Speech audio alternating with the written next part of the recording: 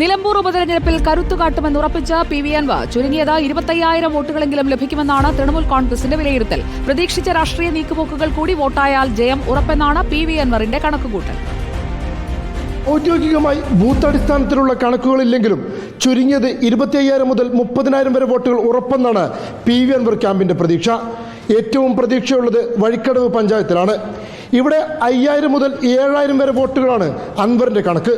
മറ്റു പഞ്ചായത്തുകളിലും മുനിസിപ്പാലിറ്റിയിലുമടക്കം 2,000 മുതൽ 3,500 വരെ വോട്ടുകളും അൻവർ ക്യാമ്പ് കണക്ക് കൂട്ടുന്നുണ്ട്. അതിനോടൊപ്പം ആര്യാട് ഷൗക്കത്ത് വിരുദ്ധ വോട്ടുകളും സമസ്ത AP വിഭാഗം വോട്ടുകളും EK സമസ്തയിലെ ലീഗ് വിരുദ്ധ വോട്ടുകളിലും അൻവർ പ്രതീക്ഷ വയ്ക്കുന്നു.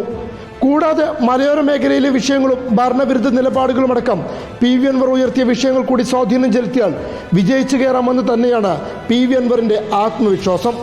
എൻ്റെ ആത്മവിശ്വാസം എൻ്റെ ജനങ്ങളാണ്. അത് തന്നെയാണ് ആത്മവിശ്വാസം. ഞാൻ ചോദിക്കട്ടെ, ഈ തെരഞ്ഞെടുപ്പ് നിങ്ങൾ രാഷ്ട്രീയമായി കണ്ടിട്ട് കാര്യമില്ല.